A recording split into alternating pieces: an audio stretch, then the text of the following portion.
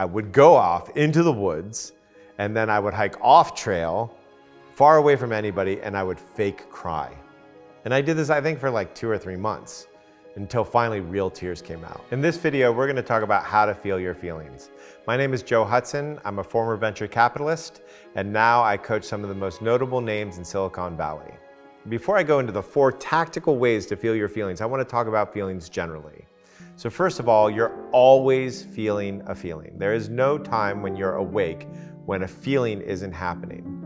You might not note it, you might not register it, but there is always an emotional sensation happening in your body at all times. Secondly, we stop becoming aware of our emotions when those emotions have been scary to feel. So if you take a kid that was physically abused as an adult and you put a quarter in one hand and a key in the other hand, and you have them close it without telling them which is which, they often won't be able to tell you which is the quarter and which is the key, because they have learned how not to feel their body because they were physically abused. If your emotions weren't safe, if you were emotionally told it wasn't okay to have an emotion, or you were blamed or bribed or beat or made fun of for having emotions, or just told to settle down, anything that told you it wasn't safe to feel your feelings, you've learned to cut them off. So the problem with that is that the emotional center of our brain is what makes decisions. So if we can't be aware of our emotions, we're often making decisions in a very unconscious way. The great way to think about that is, how many times have you made a decision because you wanted to feel good, or because you wanted to not feel like a loser, or because you wanted to feel loved, or you didn't want to feel rejected, or you wanted to feel like a success, or you didn't want to feel like a failure? So here are the 4 tactical ways you can learn to feel your feelings. The first one is learn how to recognize your emotions when they're happening. The second one is to breathe and learn how to breathe deeply. The third one is to feel it in your body. And the fourth one is to learn how to express your emotions without becoming overwhelmed by them. Okay, let's get into the first one. So it's learning to recognize your emotions. So oftentimes we have an emotion without recognizing it. And I remember one of the ways that I learned this the first time was that I realized every time that my thinking was binary, black or white, good or bad, buy the car or don't buy the car, I knew I was in fear. And so I could recognize my fear, not from my body, but because of the way that my thoughts were going. And that's one way to learn how to recognize your emotional experience. So anything you can do to learn how to recognize what you're doing, maybe it's because your wife tells you, oh, you look upset, or maybe you can recognize it by actions that you take, or maybe you can just recognize it by every 2-3 hours stop and say, what am I feeling right now? And even if you can't put a word to it, like scared, you can say, oh, I'm feeling like my tummy is excited or zippy, and I feel like my chest is constricted. Because the thing about emotions is that they all happen in the body. So if you can just start labeling how you feel in your body, you're gonna start being able to identify your emotions. Which leads us to the second way, which is breathing. When we breathe, and particularly when we breathe deeply, what we're doing is relaxing our muscles. And the thing about emotions is that they affect our muscles. And the more constricted we are, the less we're feeling, or the less we're trying to feel. So here's a cool experiment. I want you to stop feeling completely. Stop all feeling from your body.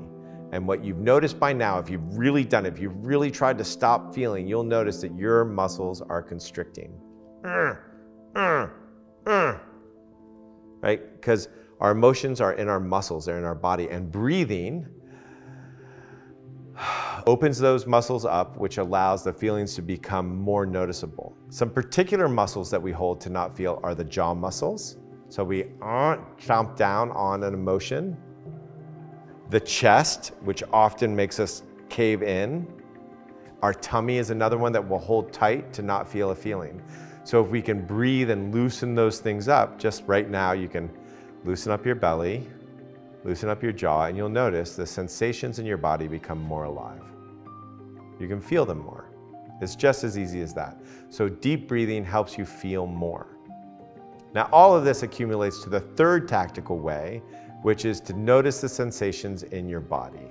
Now there's lots of ways to do it. The one that we really like is called emotional inquiry, and you can find it at the link below. And what you'll start noticing is that emotions have a particular sensation in the body.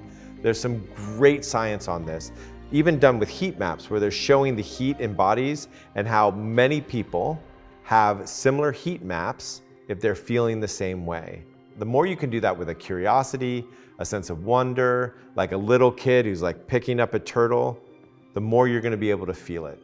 It's not just putting your attention in your body here, it's about investigating and like finding out and digging around and then letting those sensations move. That's something that really helps you learn how to feel your feelings.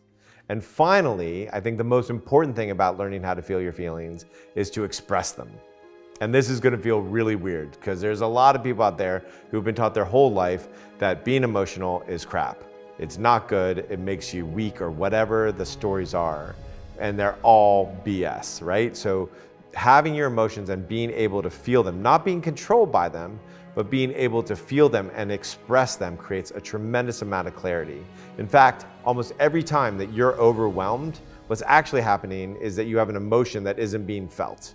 It's not just that things are busy, it's because you are like, and you're holding and you're tightening down, not feeling an emotional experience instead of breathing in and actually allowing that emotion to move. You could do it the way that I did, which is somewhat ridiculous, but let me tell you the story. When I was a kid, I was made fun of for crying. In fact, sometimes my parents would take pictures of me. And then one day, when I was like 24 years old, I was flipping through a photo album, and boom, there was a picture of me crying, and I thought, oh, that's probably why I haven't cried in like 14 years. So I took that photograph out, I looked at it, I put it on my desk to remind me that I needed to cry. Somehow I knew that that was really important, and I still didn't cry. So then I thought, oh, I'm gonna practice crying. And so I would go off into the woods, and then I would hike off trail, far away from anybody, and I would fake cry. And I did this, I think, for like 2 or 3 months, until finally real tears came out. And when I was finished, I felt so much relief. I felt so good. And you can ask anybody that you know who cries easily how good they feel after tears. It's an amazing discovery to feel that actually crying makes you feel better. And by learning not to cry, you're basically learning how not to feel better. Another way to do it, which I think is a great way to do it, is to pretend you're an actor whose job it is to have a very convincing emotional scene.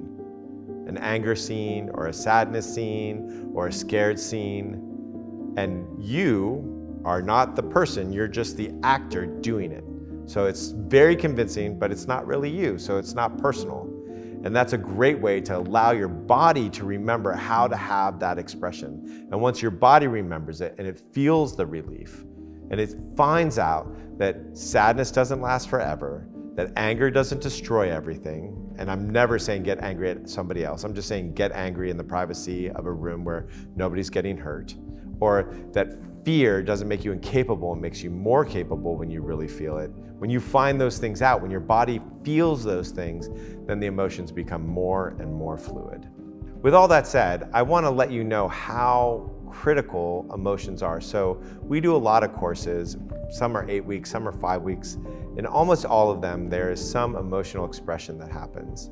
And I watch lives change every day because of that. I get to see people open up and feel relief that they haven't for years and stop beating themselves up as much, all because they've allowed an emotion to move so that they can get back to homeostasis, so they can get back to calm. So if you've gotten to this part in the video, I guarantee there's something in you that knows that emotions need to move, and I highly recommend it.